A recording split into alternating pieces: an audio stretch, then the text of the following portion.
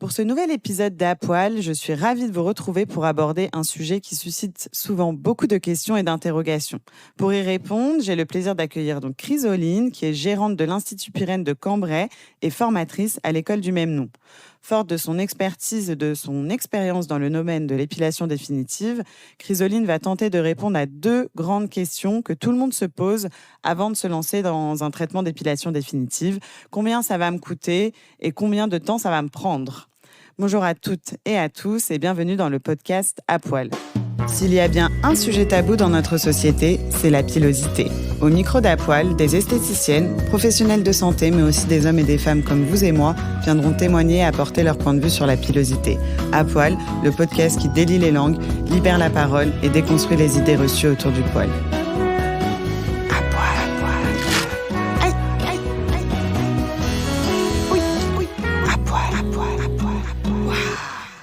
Donc Chrysoline, avant de rentrer dans le vif du sujet, donc à savoir le budget et la durée d'un traitement d'épilation définitive, pourrais-tu nous rappeler quelles sont les principales techniques d'épilation définitive disponibles aujourd'hui sur le marché et quelles sont leurs différences ? Alors, en fait, on a 2 à 3 grandes techniques d'épilation définitive. On va d'abord parler de la photoépilation. C'est un peu une famille, la photoépilation, donc qui va comprendre l'IPL, qu'on appelle aussi lumière pulsée, et le laser. Donc, IPL et laser, 2 techniques qui se ressemblent énormément. En fait, on va avoir à peu près le même traitement, la même pratique. L'IPL est extrêmement efficace sur plutôt les types de peau claire avec un poil foncé et assez épais. On va dire qu'en fait, avec le laser, on va avoir un peu plus de possibilités parce qu'on va avoir plus de types de peau, c'est-à-dire qu'on pourra travailler sur des peaux un peu plus foncées et sur des poils plus fins. Il faut quand même que le poil soit foncé, mais on pourra travailler sur des poils plus fins. Donc, deuxième grande technique, qui est notre cœur de métier chez Pirenne, ça va être la haute fréquence, qu'on appelle aussi thermolyse, vulgairement on l'appelle aussi électrolyse. Et donc là, ça va être l'épilation par les ondes. Donc c'est une onde de haute fréquence qui va être au cœur du follicule pileux pour détruire les cellules qui sont responsables de la pousse du poil. Donc en fait, l'avantage également, c'est que chez Pirenne, on maîtrise les 2 techniques. Donc on va d'abord, quand c'est possible, qu'il n'y a pas de contre-indication, et quand on va travailler sur des grandes zones, travailler avec le laser ou la lumière pulsée, donc la photoépilation. On élimine environ 80% des poils.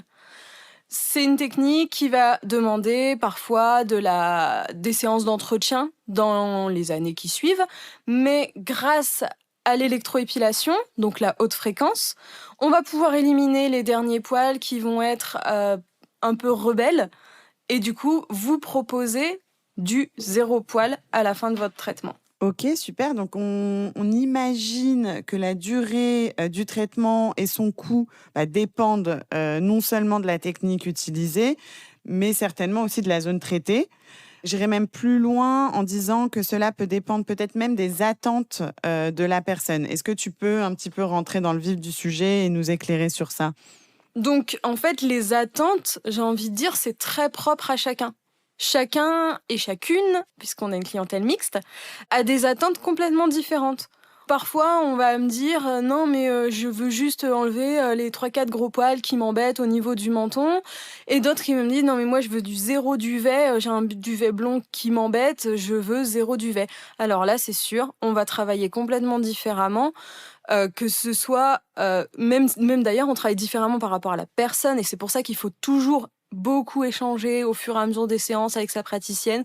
Il y a un vrai lien qui se crée de confiance. Et en fait, on va aller au fur et à mesure. Voilà, moi, je vous conseille de faire autant de temps la prochaine fois. Et puis, ou alors, on fait des grosses séances ou des plus petites séances. Et c'est vraiment très, très, très aléatoire. Et ça dépend également de la zone qu'on veut traiter.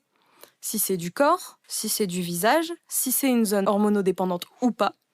Donc, tout ça, c'est des facteurs qu'il faut prendre en compte. Et c'est vraiment... il n'y a pas de 2 traitements qui sont similaires. Du coup, Chrysoline, tu parlais des zones hormonodépendantes. Est-ce que tu peux nous en dire un peu plus ? Quelles sont ces zones ? Alors en fait, les zones hormonodépendantes vont être différentes déjà chez les hommes et chez les femmes. Chez les femmes, souvent, ça va être les zones au niveau du visage. le visage, le cou, le décolleté, la poitrine, la ligne ombilicale. On parle aussi de zones hormonodépendantes pour la zone entre la cuisse et le maillot. Et le bas du dos ou la nuque, toutes ces zones qui vont être plutôt poilues chez les hommes et qui ne le seront normalement moins chez les femmes. Là, quand il y a un dérèglement hormonal, on peut justement avoir un petit souci de poil à cet endroit-là, ou un gros souci d'ailleurs, ça dépend. Mais en fait, c'est ces zones-là qu'il faut éviter à tout prix de traiter en laser ou en lumière pulsée. Quelles sont les conséquences? Oui. Voilà, en fait, justement, tu me relances sur les conséquences. Les conséquences sont que parfois, le duvet peut se transformer en poil. Donc, d'un petit duvet fin, on peut se retrouver avec des poils foncés sur ces zones-là. La seule technique qui est viable sur ces zones-là et qui est surtout sans risque, c'est la haute fréquence. Donner un temps, de savoir combien de temps ça va durer, c'est très aléatoire d'une personne à l'autre. Je parlais tout à l'heure de nos attentes qui sont propres à chacun, à chacune, et bien c'est exactement pareil sur le temps de prestation.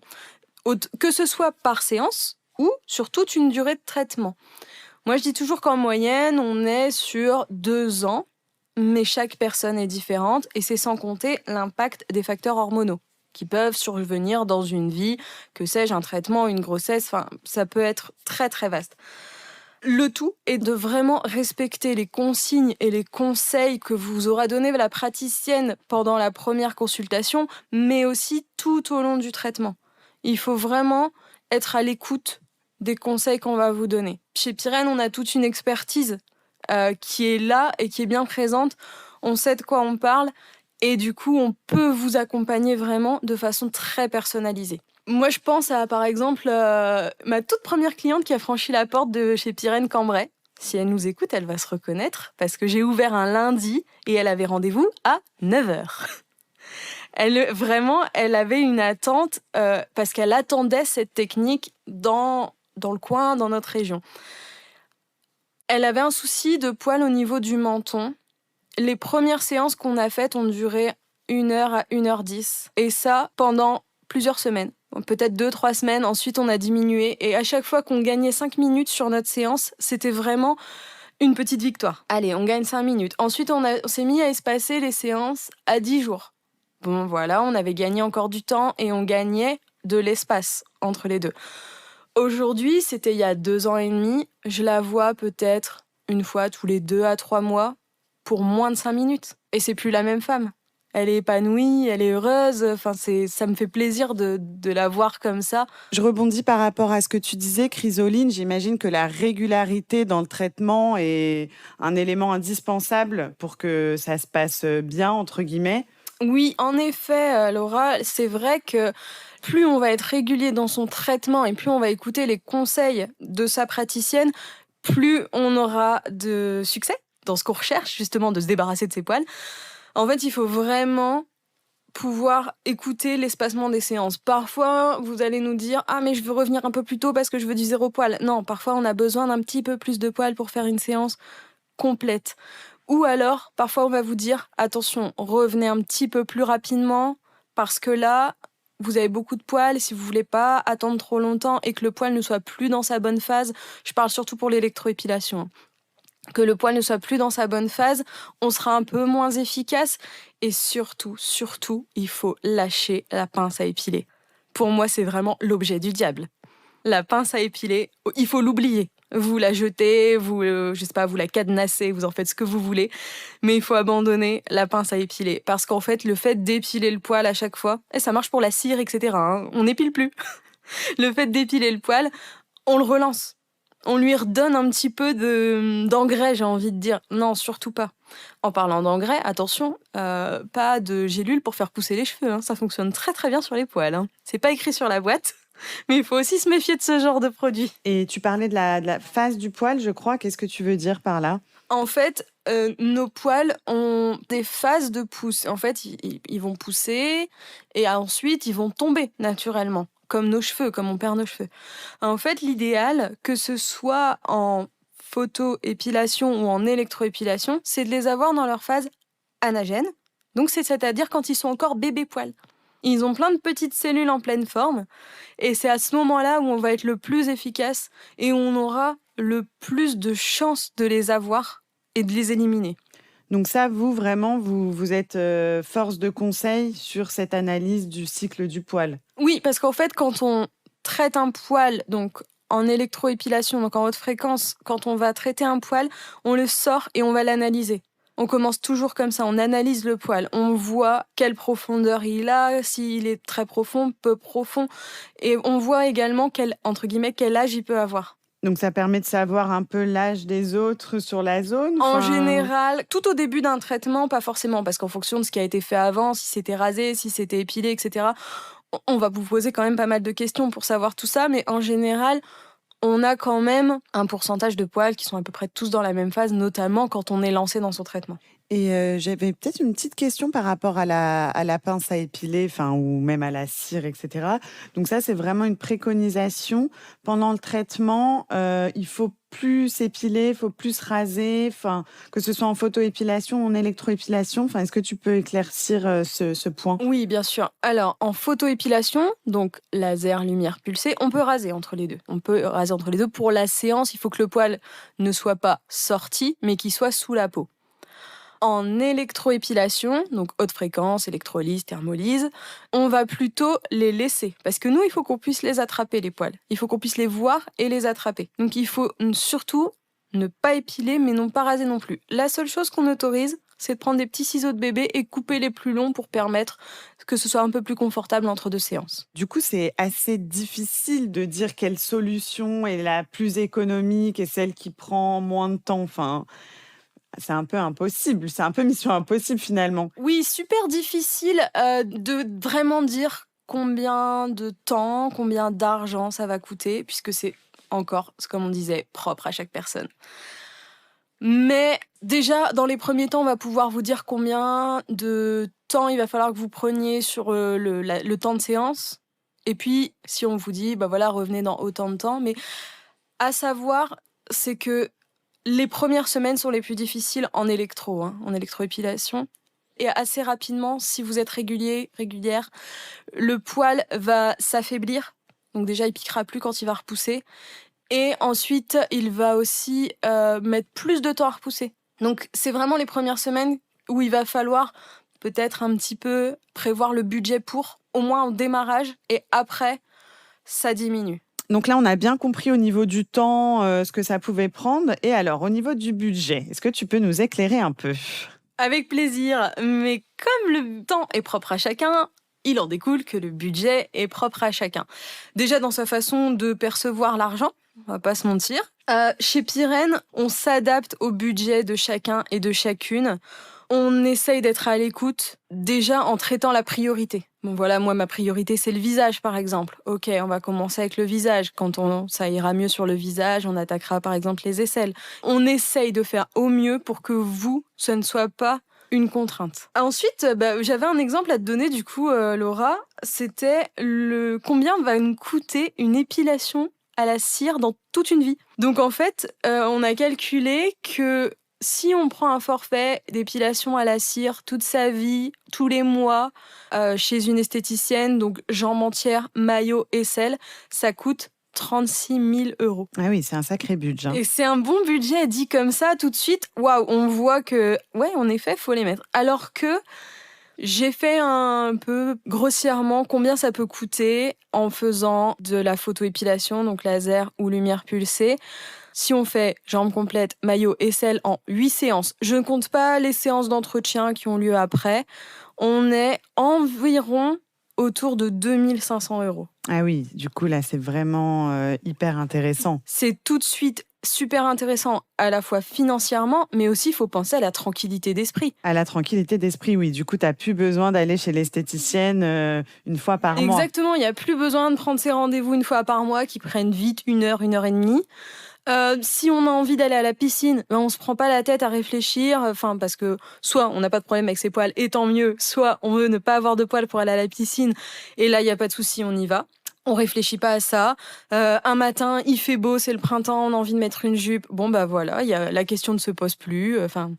C'est vraiment la tranquillité d'esprit. Oui, c'est clair qu'il y a une sacrée différence.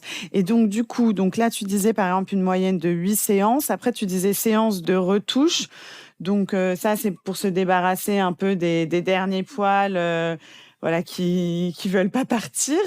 Donc là, c'est variable comment les séances d'entretien? Ça peut être une fois par an, une fois tous les 2 ans. Moi, j'ai eu des clientes qui en font une fois tous les 2 ans. J'en ai eu aussi qui sont revenus vers moi, qui en avaient fait ailleurs et qui m'ont dit ça fait 8 ans que j'en ai pas fait. Là, je donne un petit coup pour dire que ce soit nickel. Enfin, c'est pareil, toujours très aléatoire. Mais si on veut du zéro poil, à la suite, on peut toujours faire de l'électroépilation. Oui, voilà, parce que 8 séances de photoépilation, donc c'est moins 80% de pilosité. Et voilà, pour quelqu'un qui veut vraiment 100% plus de poils, il va passer par quelques séances de retouche d'électrolyse. Exactement. Ok, et est-ce que chez Pyrène, vous proposez peut-être des packs spécifiques ou des offres particulières pour que le traitement soit encore plus accessible? Tout à fait. Alors, déjà, il y a la carte de fidélité.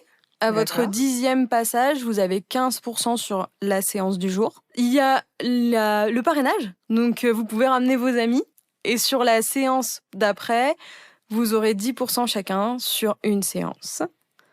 Vous avez aussi l'offre étudiante si vous avez moins de 26 ans, qui vous donne droit à 10% sur vos séances. Donc, il existe aussi les formules sous forme un peu comme un abonnement. En fait, vous cagnotez de l'argent. Vous cagnotez une somme et en fonction de la somme, vous avez droit à des pourcentages de réduction. Donc, à chaque fois que vous venez, on enlève 5%, 10%, 15% ou 20% en fonction de ce que vous aurez choisi et de la cagnotte que vous aurez mis au départ. Mais l'avantage, c'est que chez Pyrène, vous n'êtes pas obligé de faire qu'une seule zone. Vous pouvez tout à fait faire de la photoépilation, de l'électroépilation, un soin visage, de la cire, enfin, au choix. C'est valable sur tout. Donc, vous n'êtes pas bloqué. Et vous pouvez également vous faire plaisir comme ça. Donc, en fait, pour être un petit peu plus précise sur les formules qui sont proposées, vous pouvez, par exemple, cagnoter 500 € qui vous donne droit à 5% sur toutes vos prestations. C'est la formule bronze. Ensuite, vous avez la formule argent, 1000 €, qui vous donne droit à 10% sur toutes vos prestations. La formule or à 2000 €, qui vous donne droit à 15% sur vos prestations. Et la formule platine à 4000 €, qui vous donne droit à 20% sur toutes vos prestations. Et donc, Chrysoline, tu disais que vous proposiez aussi peut-être des soins visage et de l'épilation à la cire. Donc, est-ce que tu peux nous éclairer pareil par rapport à ça? Donc, chez Pyrène, notre cœur de métier, c'est l'épilation définitive. Et ça, vous allez retrouver dans tous les Pyrènes de France. Mais également, il y a parfois d'autres prestations qui nous tiennent à cœur en tant que gérante, même en tant que praticienne, et qu'on a envie de développer. Et ça, on a aussi cette possibilité de le faire, qui vont être déjà les soins visage, parce qu'on est tous partenaires avec la marque Fitz, qui sont des soins bio. Et ensuite, on peut développer d'autres choses. Donc, vous allez pouvoir retrouver, par exemple, à Cambrai, vous allez retrouver le soin liftant japonais, le masque qui est un massage du visage. Mais je sais que dans d'autres instituts, vous allez peut-être retrouver un peu d'onglerie ou toujours de l'épilation à la cire. Chaque pyrénète, on va dire, peut aussi développer d'autres prestations qui vont lui tenir à cœur. Ok, écoute, merci Chrysoline pour ton éclairage sur ces questions récurrentes. Merci à toi, Laura. Vous venez d'écouter un épisode du podcast À Poil. Si ce contenu vous a plu, n'hésitez pas à vous abonner et à partager cet épisode autour de vous.